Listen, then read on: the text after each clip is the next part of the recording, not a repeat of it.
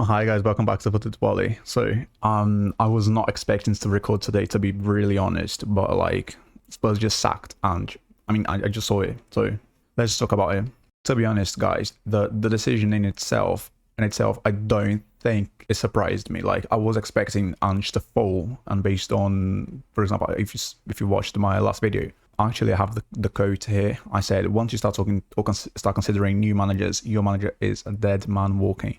Eventually he falls. There's nothing you can do because the pressure was too much on Ange. I think if they started the season with him, like first 2-3 bad results, he will be like, people would be asking for his head basically. And I also said that Ange Ball isn't working consistently since the end of the season 23-24. But don't worry, I'm not gonna repeat all of those things again because you can literally just watch the last video. By the way, it will be in the description. So guys, for today, basically the club statement was: we are extremely grateful to Ange for his commitment and contribution during 2 years at the club. Ange will always be remembered as only the third manager in our history to deliver a European trophy. That is completely true. Like, that is a fact, actually. That is not up to debate. And I liked that they recognized his achievement, because it like 17 years without any trophy, and he got a European trophy. It's not like Carabao Cup or something. That would be also good, but like, it is a major trophy. It's like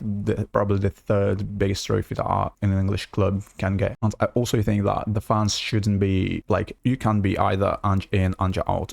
Now it's just useless, but like, you could have been for the last month, you could have been Ange in, Ange out. It really does not matter in this case, because you need to acknowledge his achievement. Like, that is a fact, and he got a trophy. He deserves applause for this. So the club also said, whilst winning the Europa League this season ranks as one of the club's greatest moments, we cannot base our decision on emotions aligned to this triumph. I 100% agree with this. Like, when you analyze football is very random sometimes. So you need to have a very organized way of thinking and way of analyzing, and trust the way you think and trust your things, because once you start to doubt, you just rely too much on the results. And that's, by the way, that's what the board does for most of the time. But I think that in this specific case, the board was spot on. Like, that's basically what I say about any club. Like, you cannot base your decision on emotions. And they also said news on the appointment of a new head coach will be announced in due course. So if it is either Marco Silva or Thomas Frank, or I don't know, anyone, maybe they will surprise us, we will know soon. And obviously I will analyze tactically what I believe they want the manager to do based on his history and etc., all of those things. But I really think, regardless of who they sign,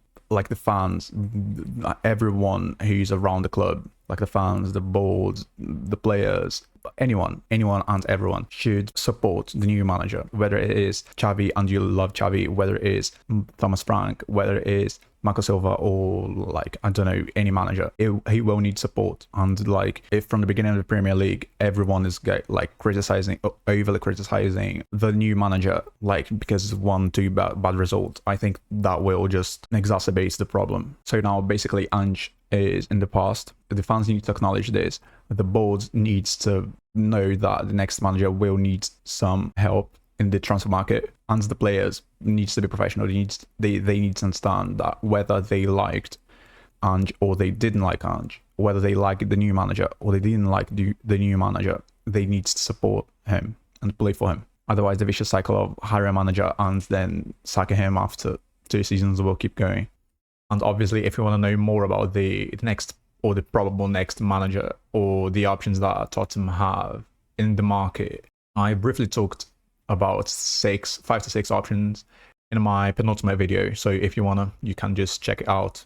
But obviously, guys, as soon as they announce the new manager, I will be making a video analyzing, like, tactically, like how I think he will use the current squad, what he needs in the market, all of those things. So if you liked the video, don't forget to like, subscribe, share it with a friend in case you think I've said anything useful. And I really hope to see you in the next time. So bye.